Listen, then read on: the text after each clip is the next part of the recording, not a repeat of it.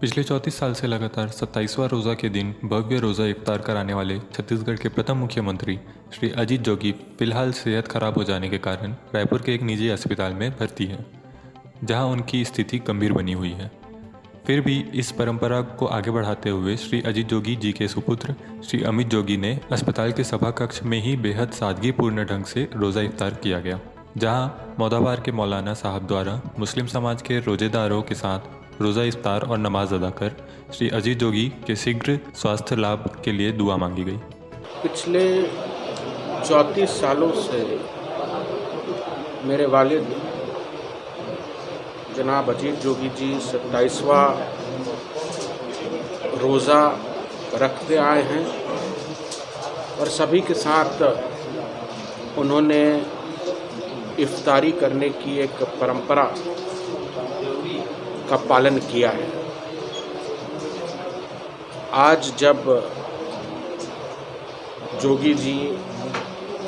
जीवन और मृत्यु के बीच संघर्ष कर रहे हैं,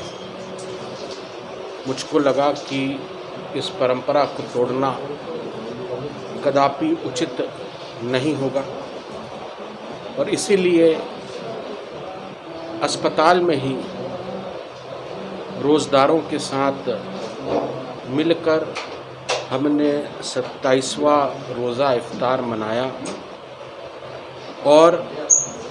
सभी ने जोगी जी के स्वास्थ्य लाभ के लिए दुआ करी, उनको शिफा मिले, वे तंदुरुस्त हों, वे बहुत जल्द ही हमारे बीच में वापस लौटें। सच्चे मन से सभी लोगों ने दुआ करी और मुझे पूरा विश्वास है कि हमारी दुआ कबूल फरमाई जाएगी। जी, डॉक्टर लोगों ने मेडिकल बुलेटिन जारी किया है और हम सब भी महसूस कर रहे हैं कि उनकी तबीयत अभी बहुत अच्छी नहीं है, पर हम ईश्वर से प्रार्थना करते हैं कि उनकी तबीयत शीघ्र ठीक हो और वो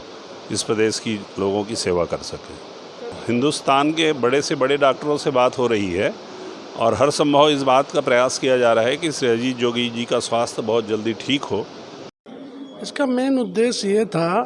कि आज रमज़ान का 27वां रोज़ा है। हर साल की तरह हम लोग 27वें रोज़े को